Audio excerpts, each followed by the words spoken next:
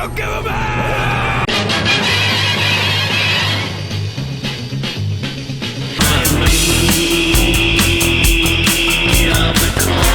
We are the Cult Lords.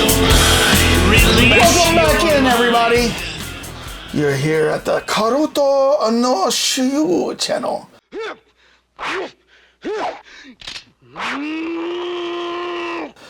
And that is Japanese, Dane, for the Cult Lords. The Cult Lords. Karuto no Shiyu. I don't think cults are that popular in Japan for some reason. You are crazy.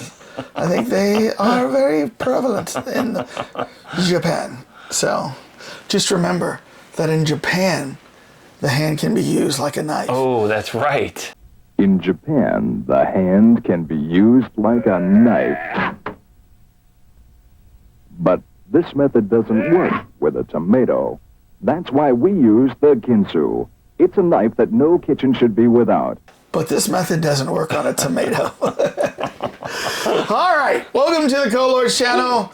We are here to do another movie review, and Dane, this one is Batman Ninja versus Yakuza League. Yes. This is the continuing anime following up Batman Ninja. Batman Ninja. Yeah. And you and I saw Batman Ninja together. Ninja. We all could be ninja. Oh, we too could be ninja. Oh, boy. I rewatched that one, too. Did you? Because I completely forgot. I mean, I knew some things, but I'm like, you know, and I forgot how, I mean, it's like a full movie. It's an hour, like 40 minutes almost. So it's like, wow, okay. Well, I watched the whole thing again. Oh, okay. Batman Ninja. Entertaining. Very good movie. So here we're here to talk about Batman Ninja versus Yakuza League. Now, if you're new to the channel, thanks for stopping by. We usually do normal movies. This one's an anime movie because we both saw Batman Ninja, and when we saw this one come out, I was like, we got to do a review on that. So yeah. So we're here to do it. So if you're new, thanks. We don't usually do anime, so if you're looking for an anime channel, not typically us, but here to do this one. And we would love your support if you would hit subscribe, like, tell us in the comments, what did you think about this movie, the second installment of Batman Ninja. All right, now, if you're also new to the channel, we like to have a little drink or cocktail to drink while we do this. And what are we having here, Dave? Wayuki. I don't know how to exactly. Strawberry flavored gin, specially crafted in Japan. So it's using the pink and white Awayuki strawberries, which are grown in Japan's Nara prefecture. 100% grain. So this is like top-notch infusion. When you drink it, you smell it. That's for sure. Wow. It is I tell you what, it is very fragrant and smells so good. Just smelling it? Yeah. Oh my gosh. But the alcohol is 44%, so that's a high end. Pretty harsh. So gotta add a little bit of something to it. What are you mixing with here? Waterloo raspberry? Straight from the local prefecture of Costco. I'll be honest with you, mistake to mix it. Oh, really? Yes. Oh. You don't chase strawberry anymore. Well, that's true. I couldn't get, this one's raspberry and nectarine. All right, I'll keep it raw. It's a mistake! It's a mistake! Saying it's a mistake. It's a mistake. Now that we got that out of the way, before we do our movie reviews, if you have not seen this movie, we have something that we need to share with you. Whoa! Spoiler alert! Dun, dun, dun. If you have not seen this movie and you do not want to hear the spoilers of it, because we're going to go into depth, we're going to talk about all of it. Hit pause, go watch the movie wherever you can stream it, and then come back, unpause, and then see if your feelings for this movie are the same as our feelings. Feelings. Yes. Nothing but feelings. Now, we like to get a pulse on what... That's right. There's a Rotten Tomatoes the score. critics and the I wonder how you fans. say that in Japanese. What do you think, Dane, the critics have given this movie on Rotten Tomatoes? 55. 55. Okay. That always tells me about what you think about the movie. What do you think the fans have given this? 75.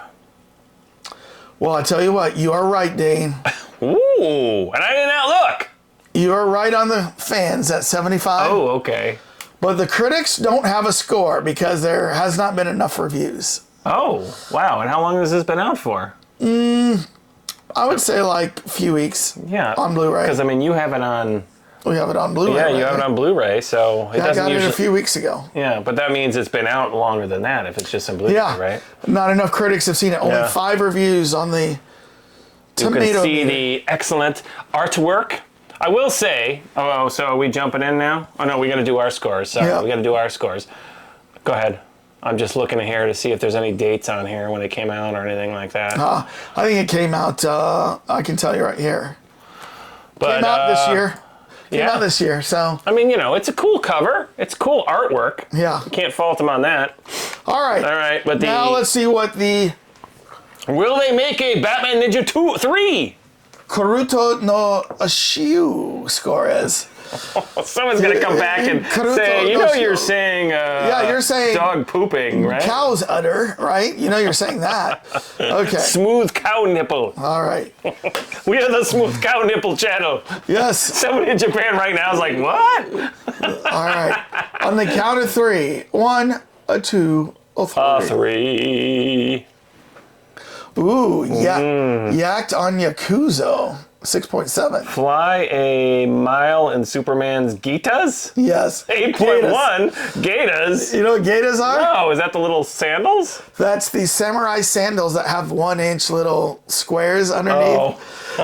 You know when you saw him in saw them, I was those, like, yeah. I laughed so hard when I was like, he's in Gatas? So, yeah. You're such a gaijin. I am a gaijin. All right, 1, 2, Yeah. uno. I don't know how to say that in Japanese. Aina, dina, twine. Oh, yes. Except that was probably German. Oh, okay. I think we're going to see a samurai come out there and go, ha, ha, ha.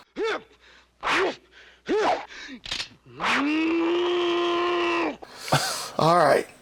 So you didn't like this? Really? I was disappointed. Really? Yeah, I just thought the first one was done so well. Like I mentioned, I watched the first one over again just because I needed a point of reference and I had forgotten, all like the story point. Yeah. And the first one was so well thought out. Like is it Groot or Groot? Grodd. Grodd comes out with his time machine to throw everybody back. Everyone, the villains, Batman, all the other Robins get thrown back there. And then it turns into like this kind of weird, kind of like cool epic battle, but done more in a very, I don't know what you would call that style, but like there's it's not robots, but I mean there's mechanics based on like the Joker creating the Industrial Revolution too Like early. kind of a Japanese steampunk. Yeah, but it kind of kept to the right. Yes, exactly. Kept to the like a specific storyline, Right.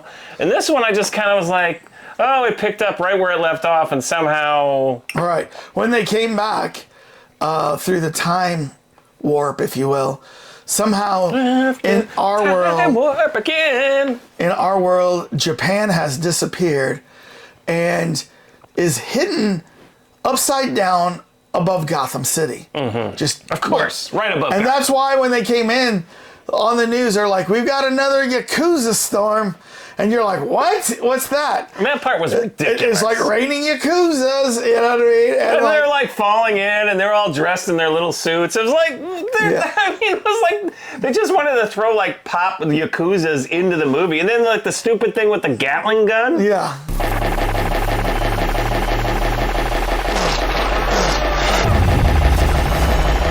I was like, that's just dumb. I was thinking it was going to be some serious like Yakuza mafia. So Robin and Batman kind of go to this Gotham, and they see, Gordon's there. The cops are all fighting. yeah, and they're like, you don't remember? We just did this yesterday, and we did this the day before, and we did this the day before. And they're like, something must be wrong, Robin. First of all, what did you think of Batman's voice?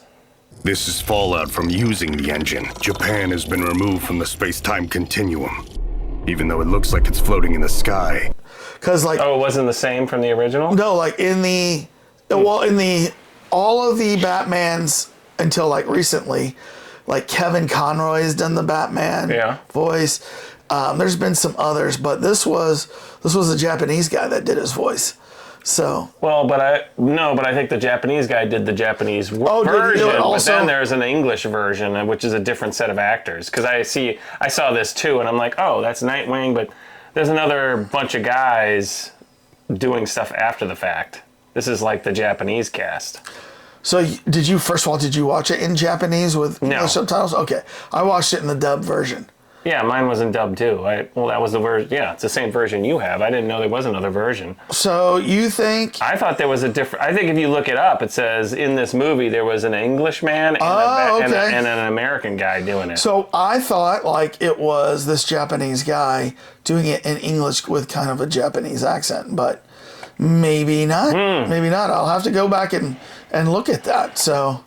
Did they have an English? Because the guy had a very deep Batman voice. He had a very and deep wasn't Batman voice. Yes. I didn't get any accent, but yeah, I mean, I thought I saw something like maybe in the Wikipedia or something where it said that. Oh, and then this is the English. I could be wrong. I just read this and thought, oh wow, cool. They did. Because I mean, ultimately, these were both really made for the Japanese market, and then they came back and did it for redubbed it for America. Right. Because I thought the first one, the irony is the first one I thought was done more for an American market because I thought, oh, these are really cool references to like, here's the Star Wars. If you guys ever seen the Meisho movie realization of these are stormtroopers done as Japanese fighters. And there's a whole series of different from Star Wars. Bandai Toys. Yeah, Bandai Toys. And they're just totally cool. And I thought that's what they were doing. It's like Joker was suddenly like in a, samurai outfit So no, I will agree with you. No, the first one was way better than this one. Mm-hmm. Like I might have the first one like as a low 9, like a 9.1. And this one just didn't live up to that. Yeah. But I still found this entertaining. I laughed at points. Like when Superman shows up with his gaiters, little sandals, and then Aquaman shows up. I thought it was interesting that the Green Lantern they chose, wasn't like Hal Jordan or what? Right, I don't know John. who the female was. I mean, I don't know that. I mean, they did have like. I did think that they did some cool like like the Bond episode the beginning. Did you notice it was totally James Bond the way that they were doing the intro? Mm. Travel through space. Beyond the dark, was lost and far from home. Won't you come face my vengeance? Rolling on. Yeah, it looked totally like I think they were like playing weirdly, like again, I think this one was made more for a Japanese audience because they were paying homage to like James Bond. So if you look at the intro credits, it totally looks like the current James Bond, when they usually have the dancers. Yeah. It looks totally like that. What I liked was as they would introduce the villains, they would go, ba-ba! Yeah. Known to be the fastest man in the Haganate family, but I'm the fastest man alive! I'm the fleet of foot body! It's Flash! Yeah, that too. Show all this information. It was almost like a video game kind of thing, you know what I mean? Where they're showing. And then every once in a while they have some kind of like, and then like a monkey on the side, like it was a sticker as part of like this is your card you got. Yeah, like a Pokemon card or a Pokemon card or something like that. They didn't do that in the first movie. No, they didn't. This one I thought, oh, okay, you're just going full on. Let's make this for the Japanese audience, and let's not like. I mean, the whole thing with like, we need a villain who's super smart who could take advantage of, and that's Raja Ghul. Yeah. So glad you could make it, detective. Obviously, and he's like, oh, I came up with this folding mechanism, like they were paying homage to kind of like the Japanese culture that way. But I thought, Raza Ghul. He's that smart? He could just figure out how to use time machines, I don't know. I just, I just found it, kind of funny. It was weird because the Joker in this was actually more of a neutral character.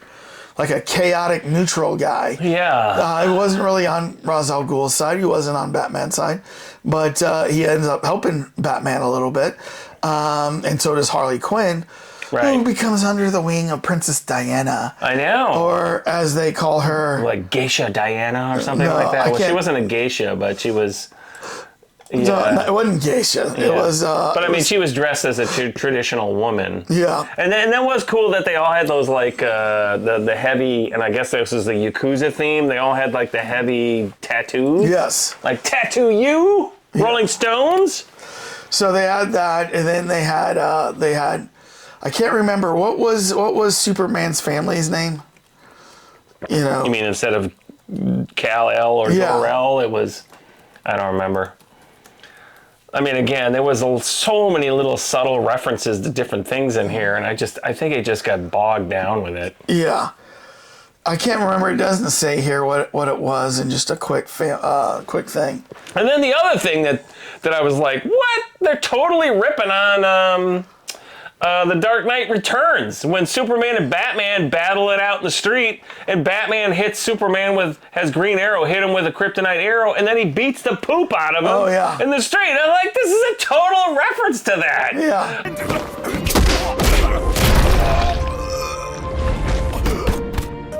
Is that all you've got? This is why I think this is more for the Japanese audience, because maybe they don't know that particular thing. I think Japanese know everything about Batman that we know. Yeah. I am the eagle goddess, Diana!